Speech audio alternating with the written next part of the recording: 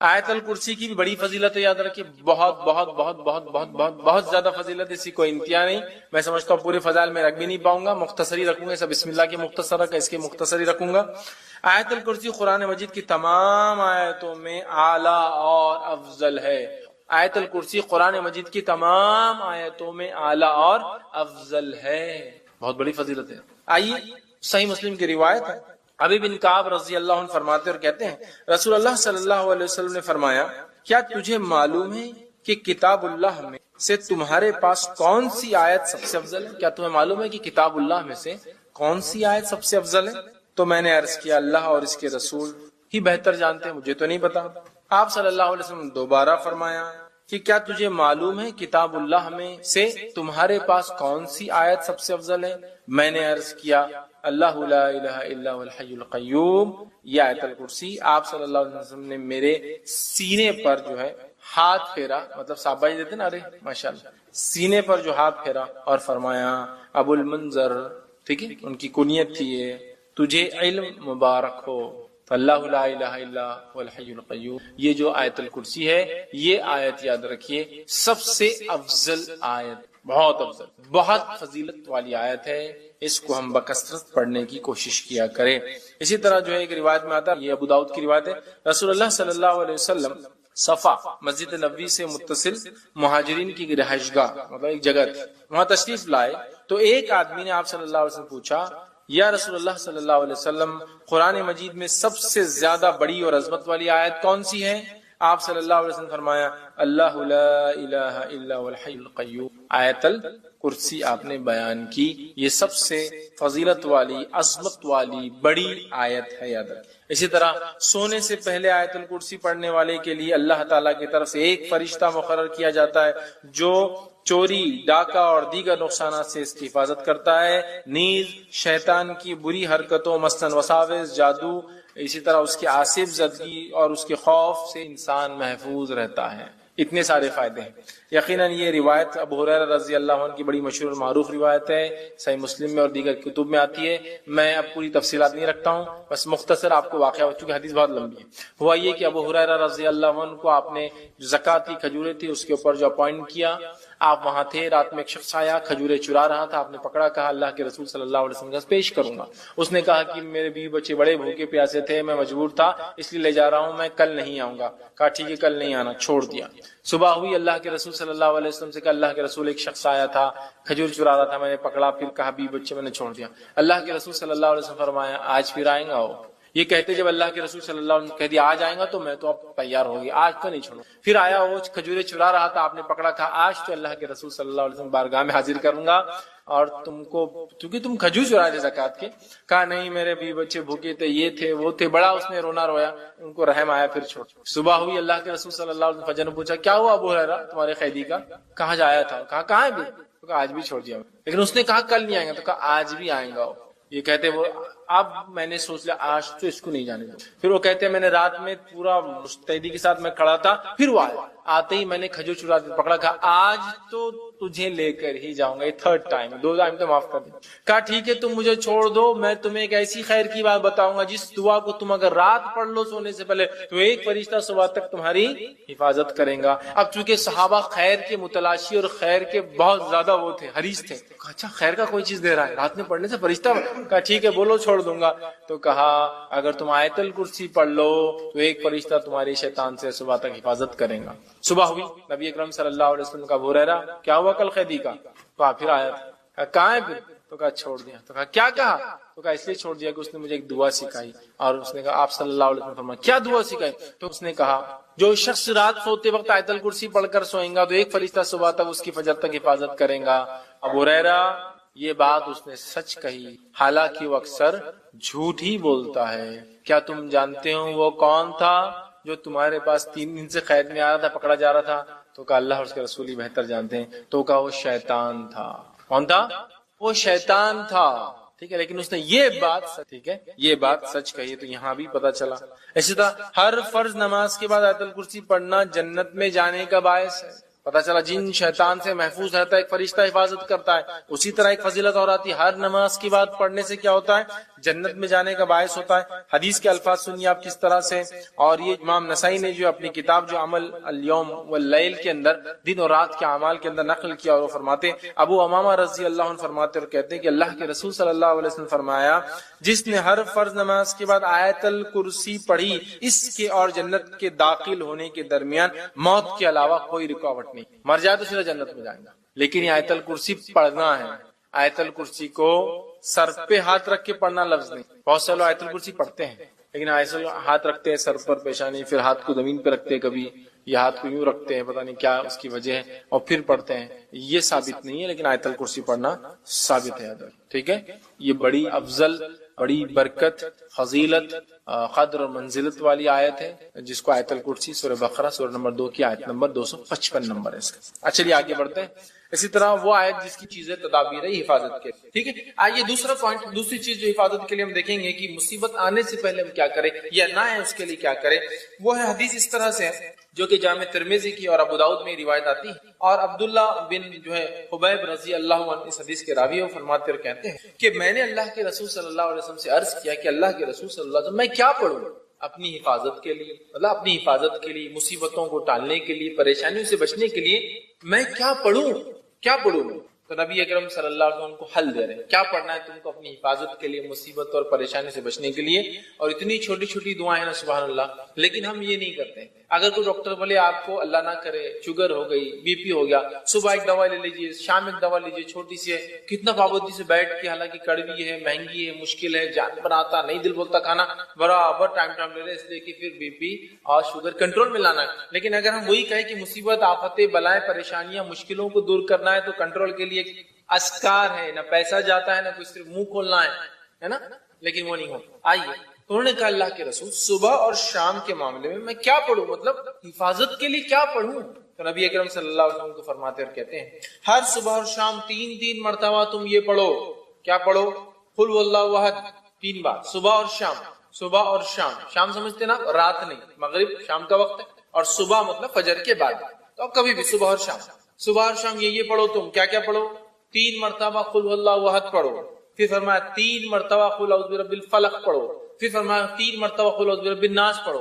مطلب تینوں سورے ایک ساتھ آتے ہیں قرآن میں، 112 نمبر کا سورہ، 113 نمبر کا سورہ، 114 نمبر کا سورہ. ان 3 صورتوں کو آپ صلی اللہ علیہ وسلم فرما رہے کریں، ان 3 صورتوں کو تم پڑھیں تو آپ کو ہر وقت پریشانی والی چیز سے اللہ تعالیٰ بچانے کے لیے کافی. وہ پوچھ رہے ہیں میں کیا کروں، مصیبت، پریشانی، آفت کوئی آ جائے تو آپ صلی اللہ علیہ وسلم سلوشن پیش کریں. سلوشن یہ ہے کہ صبح اور شام 3 مرتبہ سورہ اخلاص، سورہ فلق، سورہ ناس پڑھا کرو.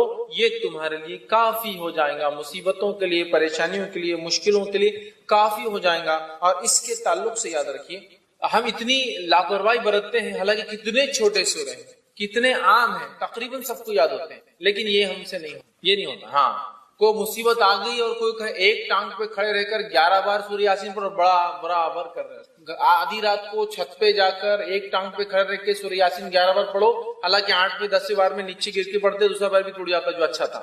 وہ سب کریں گے. دوسرے دن آ رہے پیر کیا بات ہے، کسی کو بول نہیں سکتے کہ ایک پیر پہ کھڑے ہو کے گرے دوسرا بھی ٹوٹے، وہ نہیں ہوتا. وہ برابر کریں گے. آنے کے بعد 21 دن تک جو ہے سورہ یاسین کو آپ یہ پڑھو، حالانکہ ثابت نہیں ہے. پورے قرآن کو الٹا پڑھنا شروع کرو، وہ بھی ہم کریں گے. کتنا سلوشن، کتنا آسان ہے. 1 سورہ، 2 سورے اور 3 سورے. کتنی آیتیں ہو رہی ہیں، کتنی چھوٹی چھوٹی آیتیں. قل هو اللہ احد ہو گئی ایک آیت، اللہ الصمد لم یلد ولم یولد ولم یکن له 4 آیت. چلو ماشاءاللہ ہو گئی. 4 آیتوں کو 3 بار بول تو کتنے بار ہو رہا؟ 12 آیت. یہ اتنے کم جملے ہیں کہ اس سے کئی گنا، کئی درجے زیادہ جملے میں اور آپ بولتے ہیں دن بھر میں بات کرنے کی شکل میں، بیوی سے، بچوں سے، پڑوسیوں سے، باس سے، کسٹمر سے. صبح شام 3 مرتبہ پڑھنا ہے، اور 3 مرتبہ پڑھ کے فنش. آپ نے اپنے آپ کو محفوظ کر لیا. صحابی کیا فرما رہے کہ میں کیا کروں حفاظت کے لیے؟ آپ صلی اللہ علیہ وسلم کیا سلوشن دے رہے؟ تم یہ 3 چیزیں صبح اور شام پڑھ لو.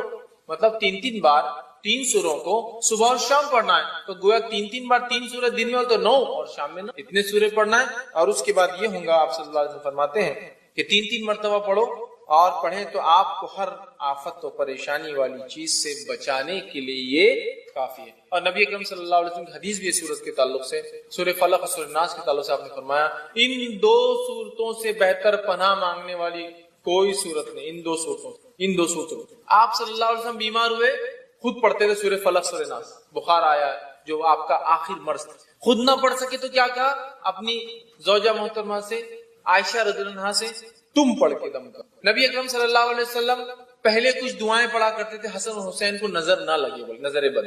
جب سورہ فلق سورہ ناس آئی صحابہ بولتے وہ آپ نے دعائیں چھوڑ کے سورہ فلق سورہ ناس پڑھ کے دم کرنا شروع. تو بخار آیا بیمار ہوئے تو آپ نے یہ پڑھا, بچوں کو نظر نہ لگی تو آپ نے یہ سورت. آندھی اور طوفان آتی تب بھی آپ یہ دو صورتیں پڑھتے ہیں.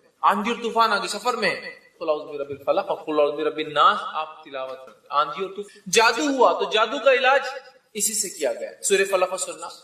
کتنی عظیم صورت, کتنی اہم صورت ہے, لیکن معوذتین انہیں کہا جاتا ہے. لیکن ان صورتوں کے تعلق سے ہمارا رویہ کیا ہے مجھے زیادہ بتانے کی ضرورت نہیں ہے. ہمارا معاملہ دین کے معاملے میں کیسا ہے, سب کچھ دنیاوی کرنے کے بعد پھر دیکھیں گے اسلامک سولوشن. اصول کیا ہونا چاہیے, سب کچھ دینی کرنے کے بعد ہم سوچیں گے پھر دنیا کے اعتبار سے کیا کرنا چاہیے. اسلام نے کیا سولوشن دیا پہلے وہ چیک کر لینا, پھر سولوشن دیکھیں گے دنیا میں کیا ہے. ہمارا معاملہ کیا ہے, سب کچھ دنیا میں. کسی کو بخار آیا بچے کو تو پہلے کیا کرتے ہیں, بخار آتی بھاگ کے تھرمامیٹر لاتے ہیں, جبکہ کیا کرنا چاہیے تھا سورہ فلق سورہ ناس پڑھ کے دم کرنا چاہیے. اچھا مار لگے تو ہم سب سے پہلے کیا کرتے ہیں, یا تو زخم ہو تو بینڈیڈ لگانے کے لیے بھاگ رہے ہیں, یا پھر کوئی اسپرے مارنے کے لیے تاکہ وہ درد ہو تکلیف دور ہو جائے, یہ کر رہے ہیں. جبکہ حدیث میں کیا آتا ہے, جب کسی کو مار لگے تکلیف ہو تو اس جگہ ہاتھ رکھ کے کیا پڑھے وہ 3 بار بسم اللہ پڑھ لیں. یہ اس کے لیے کہا علاج بھی کرنا ہے لیکن پہلے بسم اللہ پڑھنا. 3 تو اس چیز میں کیا ہوں گی, رفاقت, ڈھیل, آسانی. ہم کیا کرتے ہیں پہلے اللہ کا ذکر چھوڑ کے ارے باپ رے ارے ماں گے بخار آ گیا اس کو, ہے نا, ارے باپ رے کتنا بخار آ گیا. اللہ کا ذکر چھوڑ کر ماں اور باپ کو یاد کر, جبکہ دونوں خود بھی کام آئیں گے. انسان کبھی تو سامنے کھڑا ہوتا ہے لیکن کچھ نہیں کر پاتا اپنے بچوں کے لیے. کیا کر سکتا, نہیں کر سکتا, اس کے بس میں. جو کر سکتا ہے وہ ذات کو چھوڑ کر جو نہیں کر سکتے ان کو یاد کرنے میں کوئی فائدہ نہیں آتا. سمجھ رہے ہیں بات, تو یہ عادی ہم بنا. یہ دوسری چیز تھی. پہلے ہم نے رات کی حفاظت دیکھ لی, اب ہم نے کیا حفاظت دیکھی, صبح اور شام کی حفاظت دیکھ لی.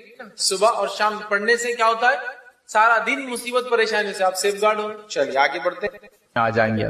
کسی نے ایک سوال کیا کہ انکیوریبل ڈیسیزز کے لیے کیسے دعا مانگے اور صدقہ اور خیرات کیسے کرے. دیکھیں انکیوریبل ڈیسیزز کے لیے بھی دعا ویسے ہی مانگے جیسی دعائیں آپ ہر چیز کے لیے مانگتے ہیں.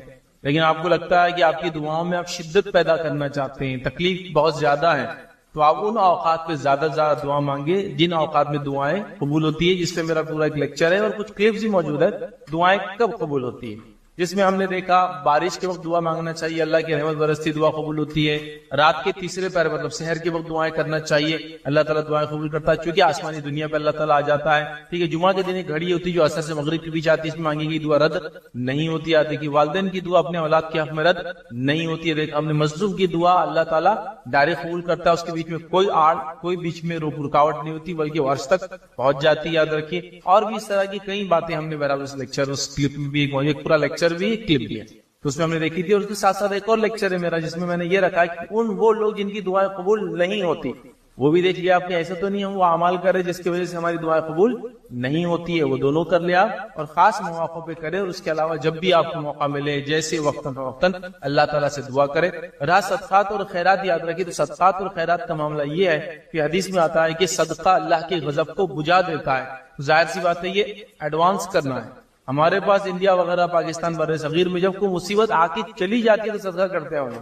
جیسا مثال کے طور پر گاڑی پیچھے سے آ رہی تھی, اچانک اللہ نے بچا لیا اور میں بازو ہو گیا تو چلو اپنی جان بچ گئی, تب وہ ٹائر کے نیچے آ رہے تھے, اب صدقہ کریں گے.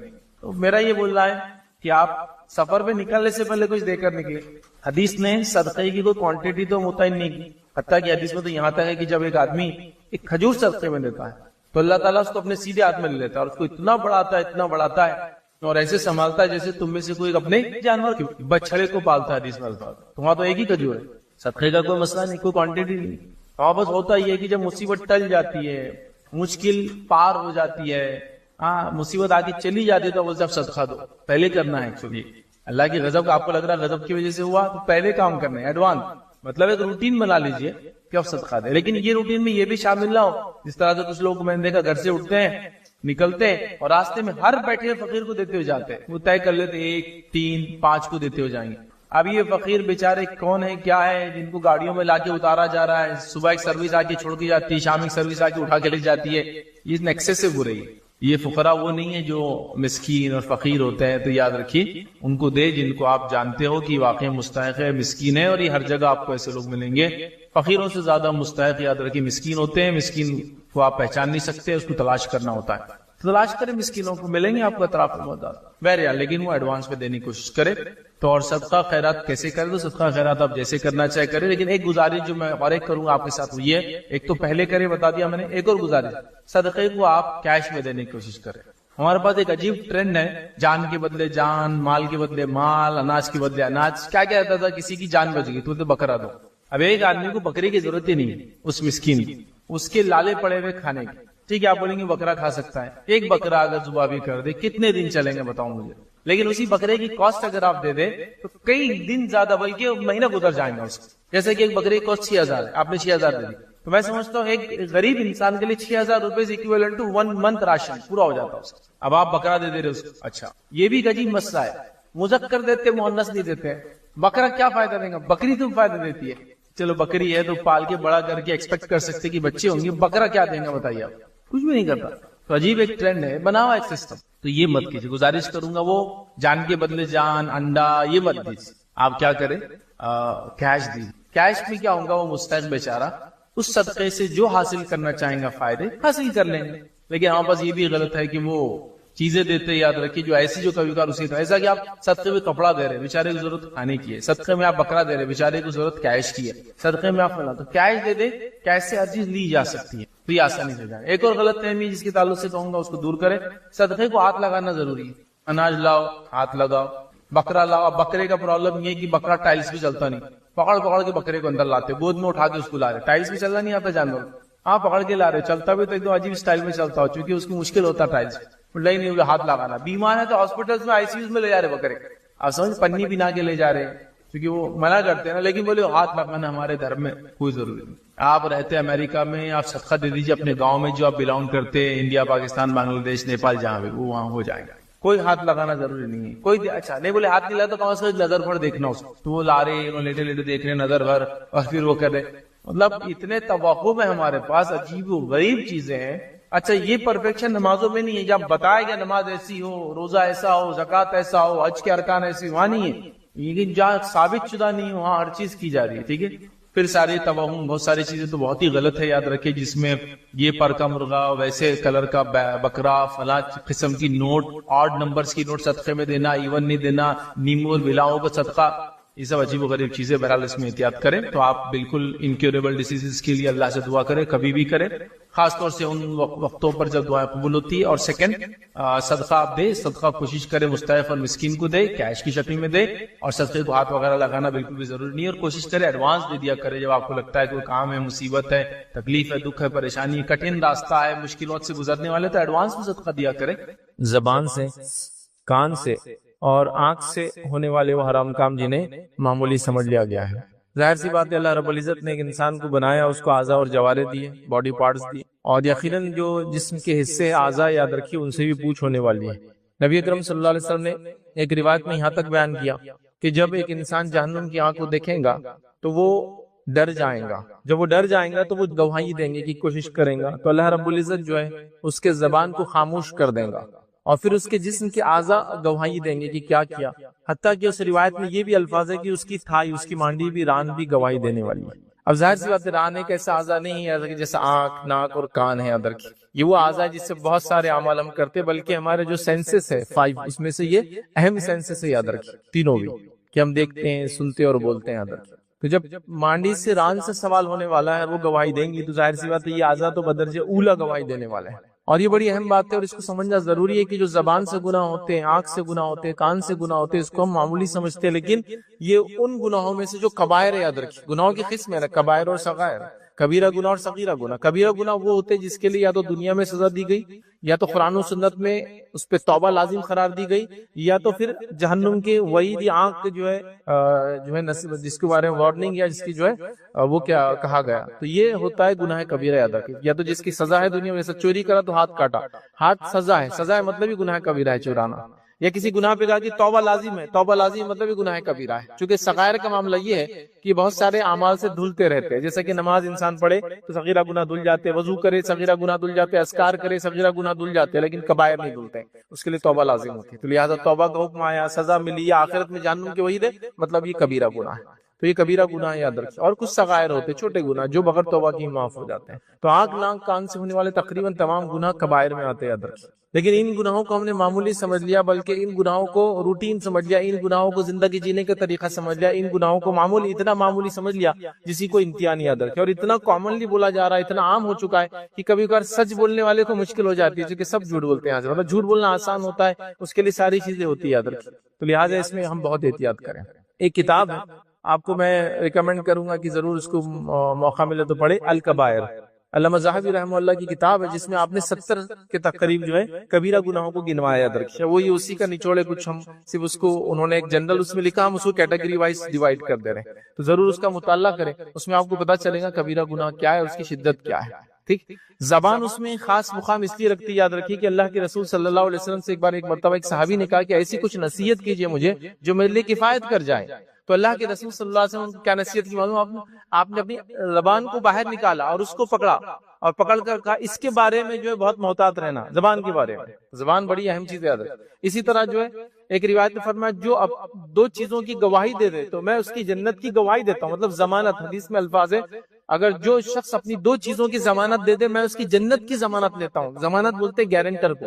مطلب جیسے کہ آپ نے کسی سے ادھار لیا تو کوئی آدمی کہیں گا آپ کو تو نہیں دے سکتا ہوں، آپ کے بدلے کون دیں گا، ذرا لائیے اس کو بھی تاکہ آپ نہ ملے. تو بولتا ہے یہ میرے ضامن ہے، گارنٹر ہے، مطلب میں نہ رہوں میں نہ دوں تو یہ دیں گے. تو اللہ کے رسول صلی اللہ علیہ وسلم میں گارنٹر ہوں اس کا جنت میں لے جانے کا. اگر وہ گارنٹی دے دے اپنے 2 چیزوں کی، وہ کون کون سی 2 چیزیں؟ کہا ایک جو اس کے 2 جبڑوں کے بیچ میں ہے زبان، اور ایک وہ جو اس کے پیروں کے بیچ میں ہے شرمگاہ. اس کی اگر انسان گواہی دے دے، مرد اور عورت کی زبان سے غلط کام نہیں کیا، شرمگاہ سے غلط کام نہیں کیا، تو اللہ کے رسول صلی اللہ علیہ وسلم اس دن کھڑے ہو جائیں گے اس کی گارنٹی لینے کے لیے، اس کے ضامن بن جائیں گے.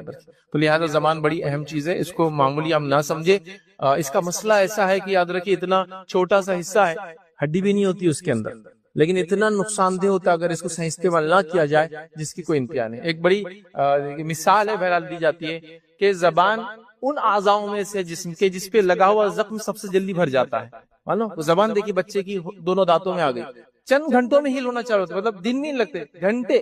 2 گھنٹے بعد دیکھیے آپ تو وہ پورا کور ہو جاتا ہے. 4 گھنٹے بعد دیکھیے صبح اٹھنے تک تو فریش، پھر سے زبان استعمال کے لائق ہو چکی. تو اس کے زخم سب سے جلدی بھرتے ہیں، لیکن اس سے دیے گئے زخم سب سے مشکل سے بھرتے ہیں. بھرتے نہیں کبھی، ہمیں ہمیشہ ہرے کے ہرے رہتے. جب دیکھو ہرے کی. ایک آدمی کو کسی نے مارا تھا وہ بھول گیا، لیکن ایک آدمی کے والد کو گالی دیتی، نسل در نسل یاد کر گالی دیا تھا، بد کلامی کیا تھا. تو یہ بڑی خطرناک چیزیں آتی ہے. تو اس کا استعمال ہم صحیح کریں تو زبان سے ہونے والے گناہوں سے اپنے آپ کو بچائے، چونکہ میجر سنس، میکسیمم سنس اسی سے انسان کرتا ہے. حتیٰ کہ انبیاء کا انکار، اللہ کا انکار، کتاب و سنت کا انکار بھی زبان سے انسان کرتا ہے. عمل سے تو بعد میں، لیکن مشرکین نے جو پہلا انکار کیا زبان استعمال کی انہوں نے. تو یہ بہرحال اس کے معاملے میں بڑا محتاط رہنے کی ہم کو ضرورت ہے. یقیناً اس سے ہونے والے گناہ بہت زیادہ ہے جس کو ہم نے معمولی سمجھ لیا. میں سب تو نہیں لکھ پاؤں گا، بس چند جھلکیاں بہرحال دیکھیں گے. اس لیے میں نے شروعات میں کتاب کا نام دے دیا کہ اس کتاب کا مطالعہ کریں تاکہ اور تفصیلات میں چیزیں ہم پڑھ سکیں. آئیے زبان سے ہونے والے گناہوں میں جو سب سے سنگین جرم ہے، سب سے بڑا جرم ایک طرح سے ہم کہہ سکتے ہیں، سب سے خطرناک ہے. ایمانیت کے معاملے میں نہیں دیکھ رہے ہم کہ جیسے ہم نفاق اختیار کر لے، کفر اختیار کر لے، یہ معاملات کے معاملے میں دیکھ رہے ہیں. تو بہرحال اس کے اندر ہے جھوٹ بولنا ہے. اس زبان کا سب سے سنگین جرم ہے، سب سے بڑا جرم ہے، سب سے خطرناک جرم ہے. یاد رکھیں جھوٹ بولنا، چونکہ جھوٹ کیا کرتی ہے، تھوڑا تھوڑا جمع ہوتے رہتا ہے اور انسان کا شمار پھر جھوٹوں میں لکھ دیا جاتا ہے. حدیث کے اندر مفہوم یہ ہے کہ انسان جھوٹ بولتا ہے حتیٰ کہ اس کا نام جھوٹوں میں لکھ دیا جاتا ہے، مطلب ہمیشہ کے لیے جھوٹا ہو جاتا ہے. اور انسان سچ بولتا ہے اس کا نام سچوں میں لیا جاتا ہے اور وہ سچوں کے ساتھ اس کا فیصلہ ہو جاتا ہے، صدیقین میں اس کا فیصلہ ہوتا ہے. تو لہذا زبان کا استعمال خاص طور سے جھوٹ کے معاملے میں ہم نہ کریں. یاد رکھیں اس لیے کہ جھوٹ سنگین جرم ہے. اب جھوٹ ہوتا کیا ہے؟ کسی واقعے کو اس کی حقیقت یا اس کی اصل سے یا اس کے خلاف بیان کرنا. کسی واقعے کو اس کی حقیقت سے ہٹ کر، اس کی اصل سے ہٹ کر یا اس کے خلاف بیان کرنا. جیسا ایک مرد آیا تو میں کہوں ایک عورت آئی، بالکل خلاف بات کی، میں نے اپوزٹ بات کر دی. اس نے کہا، میں کہہ رہا ہوں اس نے نہیں کہا، بالکل اپوزٹ بات کر دی. یا ہٹ کر بیان کرنا، یہ جھوٹ ہو جاتا ہے. تو چیزوں کو تبدیل کرنا، ہٹ کر بیان کرنا، خلاف بات کرنا واقعے کو بالکل. جیسا الف نے با کو مارا اور میں بول رہا ہوں با نے الف کو مارا، یہ بالکل خلاف بات میں نے کر دیا. تو یہ سب جھوٹ ہے یاد رکھیں. تو جھوٹ یاد رکھیے بہت سنگین جرم ہے، لیکن جھوٹ کا معاملہ یہ کہ ہم نے اس کو بڑا معمولی سمجھ لیا گیا ہے، اور اتنا معمولی سمجھ لیا ہے کہ کئی جگہ یہ کہا جاتا ہے کہ اس کے بغیر کام تھوڑی چلتا ہے. جیسے مثال کے طور پر جھوٹ کئی جگہ بولا جاتا ہے. ایک آدمی تجارت میں جھوٹ بول رہا ہے، اب کوئی کہے کہ تجارت میں کیوں جھوٹ بول رہے ہو، اپنی کمائی کو کیوں خراب کر رہے ہوتا ہے، دوسرا آدمی کیا جواب دیتا ہے، اس کے بغیر کون سا بزنس چلتا ہے، اس کے بغیر میں تجارت کیسے کر پاؤں گا، اس کے بغیر مال بکیں گے کیسا میرا، اس کے بغیر میرے حالات آگے کیسے بڑھیں گے. تو جھوٹ کا معاملہ ایسا ہو گیا یاد رکھیے کہ نیچے سے لے کر اوپر تک یا اوپر سے لے کر نیچے تک، دائیں سے لے کر بائیں تک ہر آدمی جھوٹ بول رہا ہے. اتنا جھوٹ بول رہا ہے کہ سچے لوگ مشہور ہیں. نبی اکرم صلی اللہ علیہ وسلم کے زمانہ، صحابہ کا زمانہ، تابعین کے زمانہ، سلف صالحین کا ابتدائی زمانہ ایسا تھا جھوٹے مشہور تھے. چونکہ چند لوگ جھوٹ بولتے تھے تو پکڑے جاتے تھے. دیکھیں سارا سماج جب سچ بولیں گا اور چند لوگ جھوٹ بولیں گے تو پکڑے جاتے ہیں، تو وہ پکڑے جاتے تھے. تو جھوٹے مشہور تھے، معلوم تھا یہ جھوٹ بولتا ہے. اسی لیے آپ دیکھتے ہیں جب حدیثوں کی روایت کے بارے میں بات آتی ہے تو محدثین نے لوگوں کی زندگیاں کھنگالی اور اس کو لکھا. پھر کم و بیش 65,000 سے زیادہ لوگوں کی زندگی کو کنگال کے اس کو لکھ دیا گیا ایک ساتھ کہ انہوں نے کیا تھے، کیسے تھے زندگی میں. ایک بار بھی جھوٹ بولا تو لکھا ہوا ہے. تو کیسے پتا چلا یہ کہ پوری زندگی کسی کے پیچھے لگے رہیں گے؟ یہ تو آج کی ٹیکنالوجی میں ممکن نہیں ہے. تب کیسے ہوا؟ کیونکہ تب زمانہ سب سچ بولتا تھا. تو جھوٹا آدمی جب ہی معلوم ہو جاتا تھا یہ جھوٹا ہے تو لکھ دیا گیا جھوٹا ہے، تو اس کی روایت بھی نہیں لی جائے. اب معاملہ الٹا اس زمانے میں جو ہے سچا آدمی مشہور ہے، کیونکہ باقی سب جھوٹ بول رہے ہیں عام طور سے. تو جو نہیں بولتا ہے لوگ بولتے ہیں ارے یار وہ سچا آدمی ہے. تو الٹا ہو چکا ہے معاملہ. تو اس زمانے میں جھوٹے لوگ مشہور تھے اس لیے کہ وہ کم تھے اور معلوم ہو جاتا تھا. آج معاملہ یہ ہے کہ سچ کم لوگ بولتے ہیں تو لوگ بولتے ہیں وہ تاجر سے لو، وہی ہمارا ایماندار ہے. ایماندار کا لفظ کیا ہوتا ہے؟ جھوٹ نہیں بولتا، دھوکہ نہیں دیتا، صحیح مال دیتا ہے، جو بولتا ہے وہ کرتا ہے، گارنٹی دیا تو فلاں کرتا ہے، لکھ کے لگایا سامان واپس لوں گا تو لیتا ہے، وغیرہ وغیرہ. تو یاد رکھیے سچ بڑی اہم چیز ہے. سچ کی تعلیم بچوں کو وہ ابتدائی مرحلے سے بچپن سے ہم دینا شروع کریں. لیکن افسوس کی بات ہے کہ ریسرچ اسٹڈی یہ بتاتی ہے کہ بچے جھوٹ بولنا بڑوں سے ہی سیکھتے ہیں. جس کے اندر جنرل ریسرچ تھی کہ بچوں کے بیہیویئر کے اوپر، تو بچے جھوٹ کہاں سے سیکھتے ہیں؟ بچے والدین سے جھوٹ بولنا سیکھتے ہیں. جب ان کو کوئی کال آتا ہے والدین کو یا کوئی کچھ بات کہتا ہے کہ ہم کل آ رہے ہیں، والدین بولتے نہیں کل مت آئیے، کل تو ہم مصروف ہے. بچہ کہتا ہے اچھا ماشاءاللہ والدین مصروف مطلب کچھ کام ہے. جب وہ آدمی چلا جاتا ہے بچہ پوچھ رہا ہے کہ ارے کل تو فلاں کام ہے نا، وہ کہتے نہیں وہ ہم کو ٹالنے کے لیے کہہ دیا اس کو. والد گھر کے اندر بیٹھا ہے، کال آ رہا ہے باس کا، کہاں ہے؟ ارے باس میں تو مارکیٹ میں نکلا ہوا ہوں، آج صبح سے تو اتنی مارکیٹنگ ہو گئی فلاں یہ. اور بچہ سن رہا ہے بیٹھ کر کہ باپ تو گھر میں، باپ کو کام آیا اور فون آیا اور کسی کام کر رہا ہے کسی کے پاس بھرا، اس کو فون آیا کہاں ہے بھائی اب تک آپ؟ ارے میں تو راستے میں ہوں. بچہ دیکھ رہا راستے میں نہیں، یہ تو گھر کے اندر بیٹھا ہوا ہے، جانے کا کوئی پلان نہیں. تو یہ کیا ہوا؟ جھوٹ. بچے نے یہاں سے سیکھ لیا کہ جھوٹ بولنا جانا چاہیے، یا جھوٹ بولا جا سکتا ہے اس لیے کہ اس نے اپنے بڑوں کو جھوٹ بولتے ہوئے دیکھا. یاد رکھ تو بچے بڑوں سے سیکھتے ہیں. تو لہٰذا ہم اگر جھوٹے ہوں گے ہمارے گناہوں کے نتیجے میں بچے بھی جھوٹے بنیں گے اور ان کا گناہ بھی میرے سر آئے گا، چونکہ بچوں کی تربیت میرے اور آپ کا ذمہ تھی.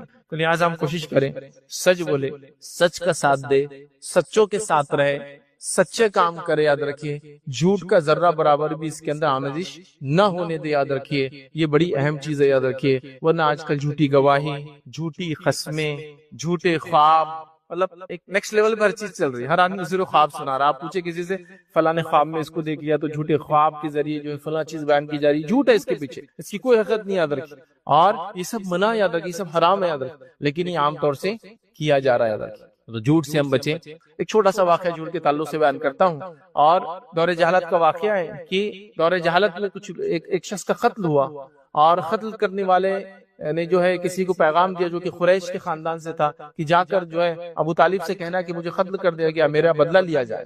ابو طالب کی بات پہنچی، انہوں نے اس قبیلے سے کانٹیکٹ کیا اور کہا کہ ایسا ایسا فلاں شخص نے قتل کیا. اسی قبیلے والوں نے اس نے کہا کہ ہم نے قتل نہیں کیا. تو کہا چلو گواہی دو، پھر مطلب اس کا کوئی وٹنس دو، تم گواہی دو. اور شاید 100 اونٹ اس زمانے میں لیے جاتے تھے خون کے بدلے میں، اور اس قبیلے میں شاید 50 لوگ تھے. تو انہوں نے کہا کہ گواہی دو، قسم کھاؤ کہ اس نے نہیں کیا. تقریباً لوگوں نے قسم کھائی 2 لوگوں کو چھوڑ کر. انہوں نے کہا نہیں ہم سے آپ اونٹ لے لیجئے، ہم قسم نہیں کھائیں گے. مطلب انہوں نے یہ نہیں کہا کہ وہ جھوٹا ہے، سچا نے قسم نہیں کھائی. باقی لوگوں نے 48 لوگوں نے قسم کھا لی اس آدمی کی بات سن کے. اس آدمی نے جس نے قتل کیا اس نے بھی، اور اس کے ساتھ لوگوں نے بھی کہ نہیں اس نے ایسا نہیں کیا. عبداللہ ابن عباس رضی اللہ عنہ فرماتے اور کہتے ہیں یہ دور جہاد کا واقعہ ہے، لیکن اس ایک سال میں مطلب جس سال انہوں نے قسم کھائی، نیکسٹ ایئر آنے تک اللہ رب العزت نے سارے کے سارے 48 لوگوں کو موت دے دی، سب مر گئے. یاد رکھیں تو یہ جھوٹی قسم کا وبال تھا ان کے اوپر. جھوٹی قسموں کے وبال ہوتے. یاد رکھیں اور جھوٹ کے بارے میں ایک بات یاد رکھیں، جھوٹ کی اپنی زندگی ہوتی ہے، اس کی ایک اپنی لائف ہوتی ہے. جیسے آپ نے جھوٹ بولا وہ پیدا ہو گیا. اب وہ بڑھنا شروع ہوتا ہے اور زندگی میں بار بار آ کر آپ کو ٹکراتا ہے، بار بار ٹکراتا ہے. آج نہیں تو 10 سال بعد ٹکرائیں گے، 10 سال نہیں 20 سال بعد ٹکرائیں گے آپ کو آ کے کہ آپ نے جھوٹ کہا تھا. اس کی اپنی ایک لائف ہے اور وہ جینا شروع کر دیتا ہے ادھر. تو لہٰذا جھوٹ کے معاملے میں بڑی احتیاط کیجیے. زبان کا استعمال ہو تو صحیح ہو، گواہی سچی، قسم سچی، خواب سچا، معاملات میں سچ، اور جھوٹ سے ہم اجتناب کریں، خود بھی یہ کریں اور اپنے بچوں کو بھی اس تعلق سے تعلیم و تربیت دیں. دوسری چیز یاد رکھیے جو زبان سے ہوتی ہے، یاد رکھیے چونکہ بڑا و سنگین جرم ہے، اس لیے اس کو میں رکھ دے رہا ہوں مختصر سے، وہ ہے غیبت. ہم اس سے پہلے جمعہ کے خطبے میں غیبت کے تعلق سے مکمل ایک جمعہ دیکھ چکے، اس لیے تفصیلات میں نہیں جائیں گے. لیکن غیبت یاد رکھیں، غیبت یہ ہے کہ پیٹھ پیچھے کسی بھائی کی ایسی بات کرنا کہ اس کے سامنے کی جائے تو اس کو بری لگے. ایک مرتبہ نبی اکرم صلی اللہ علیہ وسلم سے ایک صحابی نے پوچھا کہ غیبت کیا ہے؟ تو اللہ کے رسول صلی اللہ علیہ وسلم نے فرمایا کہ اپنے بھائی کا ذکر ایسے کر کہ جس کو اگر وہ سنے تو اس کو کراہتا ہے. ذکر کو اخا کا بیما یکرہ، کہ تیرے بھائی کے بارے میں ایسا ذکر کر کے اس کے سامنے کہہ رہا تو اس کو برا لگے. تو کہ اگر اس میں بات ہو تو مطلب میں جو کہہ رہا ہوں اس میں ہے وہ لنگڑا ہے، وہ لولا ہے، وہ فلاں ہے، وہ کالا ہے، وہ اندھا ہے، وہ ایسا ہے، وہ ویسا ہے، مطلب وہ ہے اور میں وہی کہہ رہا ہوں. تو کہا ہاں اگر اس میں وہ ہے اور تو اس کی پیٹھ پیچھے کہہ رہا ہے، جو اس کے سامنے کہے تو اسے برا لگے تو یہ غیبت ہے. اور اگر اس میں بات نہیں ہے تو یہ بہتان ہے، پھر تو الزام ہے نا، اس میں ہے ہی نہیں بات تو نے کہہ دی. تو ہے تو یہ ہے، ہم لوگ یہ بولتے ہیں نا، وہ ہے تو ہم بول رہے وہ عورت ایسی ہے، وہ عورت فلاں ہے، وہ مرد فلاں ہے تو بول رہے ہیں ٹھیک ہے، لیکن اس کے سامنے بولے تو برا لگے گا، نہیں بولنا چاہیے، اس لیے کہ یہی تو غیبت ہے. تو غیبت بہت سنگین جرم ہے. یاد رکھیں قرآن نے کہا کہ غیبت اپنے مردار بھائی کے گوشت کھانے کے برابر ہے. تو غیبت بری چیز ہے. نبی اکرم صلی اللہ علیہ وسلم کے زمانے میں 2 لوگ غیبت کرتے ہوئے جا رہے تھے ایک شخص، اور وہاں ایک مرا ہوا گدھا تھا. اللہ کے رسول صلی اللہ علیہ وسلم نے بلا کر کہا کوئی تم میں سے ہے جو اس کو کھائیں گا یا تو اس کو کھاؤ. انہوں نے کہا کہ اللہ کے رسول مرا ہوا گدھا ہے، یہ کیسے کھائیں گے؟ تو کہا جو ابھی تم ایک شخص کے بارے میں بات کر رہے تو اس سے زیادہ بری چیز تھی. یاد رکھیں تو یہ غیبت ہے. یاد رکھیں پیٹھ پیچھے کہنا، حتیٰ کہ پیٹھ پیچھے کسی کے زبان سے نہ کہتے افشاروں میں کہنا، یہ بھی سنگین جرم ہے. ایک مرتبہ مائی عائشہ رضی اللہ عنہا نے جو ہے مائی صفیہ کے بارے میں اشارتن بات کہی، جو اشارتن غیبت کہیں گے، لفظ ادا نہیں کی، اشارتن کی. اور کیا کہا؟ مائی صفیہ جو تھی وہ خد میں چھوٹی تھی. یاد رکھیں خد کم تھا ان کا. تو مائی عائشہ نے اشارتن، اب حدیث میں اشارہ نہیں کیا تھا وہ، لیکن اشارتن کہا. اب جنرلی ہمارے پاس کوئی خط کم ہے تو اشارتن ہاتھ کے اشارے سے کرتے ہے نا. تو انہوں نے جو بھی اشارہ کیا ہوگا اس زمانے میں جو چلتا تھا اشارتن کہا تھا، لفظ نہیں کہا تھا. تو اللہ کے رسول صلی اللہ علیہ وسلم نے فرمایا اے عائشہ اگر سمندر کو تمہاری اس بات کی سمجھ دے دی جائے تو اس کے سارا پانی کڑوا کرنے کے لیے اشارہ کافی تھا. چونکہ جو تم نے اپنے بھائی بہن کے بارے میں برا، مطلب یہ ایک طرح غیبت تھی. اشارتن، اشاروں اور کناروں میں ایسی غیبت کرنے والوں کو اللہ نے لعنت کی. ویل لکل ہمزۃ لمزہ، لعنت ہو اس شخص کے اوپر کہ جو ہمزہ اور لمزہ ہاتھوں کے اشارے سے یا زبان سے یا اشاروں کے ذریعے کسی کو ذلیل کرے. غیبت کرنے میں شامل ہے. تو لہٰذا غیبت ہم بالکل نہ کریں. غیبت کی 3 قسمیں ہوتی ہے. یاد رکھیں ایک غیبت جس کو ہم بولتے ہیں اردو کے اندر، دوسرا ہم کہتے ہیں چغلی غیبت، اور ایک ہوتا ہے بہتان. یہ تینوں اسی کے ٹائپ ہے. یاد رکھیں ایک انسان میں وہ بات ہے جو آپ کہہ رہے ہیں لیکن پیٹھ پیچھے کہہ رہے، اس کو برا لگیں گے اس کے سامنے کہا جائے، یہ ہوا غیبت. ایک انسان کے بارے میں وہ بات آپ کہیں جو اس میں یاد رکھی ہے لیکن پیٹھ پیچھے آپ کہہ رہے، مقصد یہ کہ 2 لوگوں کو لڑائے، ہوا چغلی. ایک ہوتا جنرل بات کہہ رہے، ایک لڑانے کے لیے، تو اس کو بولتے چغلی کرنا. مطلب اس سے کیا ہوتا ہے 2 لوگوں میں فائٹ ہو جاتی ہے، وہ دوسرا آدمی بتا رہے ایسا تم نے کیا، فلاں ایسا کیا، تو یہ ہوگا چغلی. اور تیسرا ایسی بات کہے اپنے بھائی کے بارے میں جو اس میں موجود نہ ہو، یہ ہوا بہتان. تو ایک ہی چیز ہے، الگ الگ معنی. سمپل کہیں گے پلینلی تو غیبت ہوا، لڑائی کی نیت سے کہیں گے تو چغلی ہوا، اور اگر اس میں بات ہے ہی نہیں آپ نے کہہ دیا تو بہتان ہوا. اور بہتان کے معاملے میں تو یہ کہ اللہ رب العزت جو کچھ حدیث کا مفہوم ہے، اللہ جہنم میں ڈالے گا اس شخص کو. کسی پہ الزام لگا دیا، اب ثابت کیسے کریں گے، وہ تو جھوٹی بات تھی نا. تو لہٰذا اس معاملے میں بڑا بچنا چاہیے. قرآن نے ہم کو کہا وَلَا يَغْتَبْ بَعْضُكُمْ بَعْضًا، کہ تم میں سے بعض کی غیبت نہ کرے. کیا تم میں کوئی ہے جو پسند کریں گا اپنے مردار بھائی کا گوشت کھائے؟ تم کو اس سے کراہت آئیں گے. ظاہر سی بات ہے غیبت یہ بڑی عام چیز ہو چکی ہے ہمارے معاشرے ماحول میں، اور ہر کوئی ایک دوسرے کی کر رہا ہے. اس سے بچنا چاہیے. تیسری چیز جو آج ہم دیکھیں گے یاد رکھیے، وہ کان سے ہونے والا گناہ ہے. زبان کے اور بھی کوئی گناہ یاد رکھیے، ہم اس کو گن نہیں سکتے. انشاءاللہ کہیں موقع ملا تو ایک لیکچر کے ذریعے، ایک خطبے کے ذریعے ہم دیکھیں گے اس کو. اب آئیے تیسری چیز آج جو دیکھیں گے یاد رکھیے، کانوں سے ہونے والے گناہ، جس کے اندر یاد رکھیے جو سب سے اہم ہے یاد رکھیے وہ یہ چپکے سے کسی کی باتوں کو سننے کی کوشش کرنا. اور سوشل میڈیا کے دور میں تو بہرحال ہر طریقے سے اس کی کوشش کی جا رہی ہے کہ فون کا مائک آن کر دیا جائے تاکہ اس کی باتیں ریکارڈ ہو جائے. موجود نہ بھی رہے تو فون رکھ دو وہاں، ریکارڈنگ چالو ہے. چپکے سے سننے کی قسم. پہلے زمانے میں لوگ کان لگا کے سنتے تھے، ہے نا، مطلب دیواروں کان، یہ دروازوں کو کان، ہے نا. اور یہ یاد رکھیے بڑا کامن تھا. تو یہ بھی یاد رکھیے سنگین جرم ہے، یاد رکھیے۔ اللہ کے رسول صلی اللہ علیہ وسلم فرماتے اور کہتے ہیں کہ جس نے کسی کی ناپسندیدگی کے باوجود، یاد رکھیے، کان لگا کر چپکے سے ان کی باتوں کو سنا، قیامت کے دن اس کے کانوں میں پگھلا ہوا سیسا ڈالا جائے گا، پگھلا ہوا لیڈ ڈالا جائے گا اسی کانوں میں، جس نے ناپسندیدگی کے باوجود کسی کی بات کو سنا۔ تو یاد رکھیے درست نہیں ہے کسی کی بات سننا، لیکن ہمارے پاس اس کو بہت اہم رول مل جاتا ہے، بڑی اہم شخصیت بن جاتا ہے وہ انسان جو لوگوں کی باتیں سنتا ہے پھر آ کے دوسروں کے سامنے بیان کرتا ہے۔ اس کو دھارکاری، تیسمار خان، فلاں، اور اس کی تو بہت چلتی ہے، اس کو تو سب کی خبریں رہتی ہے، وہ سب جگہ سنتا ہے، آ کے بولتا ہے، لیکن روز قیامت اس کے لیے اس کی زبان بھی نقصان دینے والی ہے، اور جو کانوں سے سنا ان کانوں میں سیسا ڈالا جائے گا، چونکہ بلا وجہ اس نے چپکے سے بات کسی کی سننے کی کوشش کی ہے، وہ سنتا ہے، یاد رکھیں۔ اب چھوٹے گھروں کے اندر لے لے تو ساس چاہتی ہے کہ بہو کی ہر بات اس کو سنے آئے، فل اس کے مطلب پرائیویسی کچھ نہیں اس کے لائف فل کنٹرول میں رکھے، اور ہر آدمی دوسرے کی جتنی باتیں سن سکتا ہے بغیر اس کی اجازت کے سن کر وہ آگے پاس آن کرنے کو سب سے زیادہ اہم کام سمجھتا ہے، اور اس کو بالکل مطلب جس کو گوسپ کا ہائیسٹ لیول ہے، سنتے ہی کال کر کے پھر بتانا کہ ایسا ہوا، ایسا سنا گیا، اندازن ایسا سنا گیا، لگ رہا تھا ایسا بولا ہے، مطلب اس میں گیس ورک بھی چڑھا، لگ رہا تھا ہونٹوں سے ایسا بول رہے ہوں گے، یہ سب بھی چلتا ہے، یاد رکھیں۔ مزہ تو بہت آتا ہے، اچھا بھی لگتا ہے تھوڑی دیر کے لیے، آخرت کے اعتبار سے بڑی نقصان دہ چیزیں یاد رکھیں۔ ایک انسان کی خیر اور خوبی ایک مومن کی خاص طور سے کہ ان باتوں سے اپنے آپ کو بری رکھے جس سے اس کا کوئی تعلق نہیں، دو لوگوں کی باتوں سے میرا کیا تعلق ہے، بھائی ہاں غلطی سے سنے آ گئی تو اب آپ اس کو راز سمجھ کے رکھیں۔ ہوتا ہے نا کبھی وہ ایکسپیکٹ نہیں کر رہے تھے اور آپ نے سن لیا، آپ بیٹھے تھے، جو اللہ کا ذکر کرتے ہیں ان کے لیے فرشتے کس طرح سے نازل ہوتے ہیں، اور یہ بات ہم جانتے ہیں کہ فرشتے ہر شخص کے لیے نازل نہیں ہوتے، یہ صرف انہی کے لیے نازل ہوتے ہیں جن سے اللہ راضی ہوتا ہے، چونکہ اللہ کے حکم سے نازل ہوتے ہیں، اور یہ انہی پر عذاب لاتے ہیں، یاد رکھیے، جن سے اللہ ناراض ہوتا ہے، اور وہ اسی کے حکم سے، یاد رکھیے، یہ کام کرتے ہیں۔ تو بہرحال آئیے اسی کڑی کے اندر کچھ باتیں، چند اعمال آج میں جوڑوں گا جو اعمال دیکھنے کے اعتبار سے بڑے چھوٹے ہوتے ہیں، لیکن اگر یہ کر کے اگر ہم نے کوئی کام کیا تو اس میں فرشتے نازل ہوتے ہیں، کسی میں ایک ہوتا ہے، کسی میں سینکڑوں ہوتے ہیں، اور کسی کے اندر لا تعداد، مطلب جس کی کوئی کاؤنٹنگ نہیں، جہاں تک نظر جائیں گی وہاں تک فرشتے نازل ہوتے ہیں۔ اعمال کرنے کے اعتبار سے چھوٹے اعمال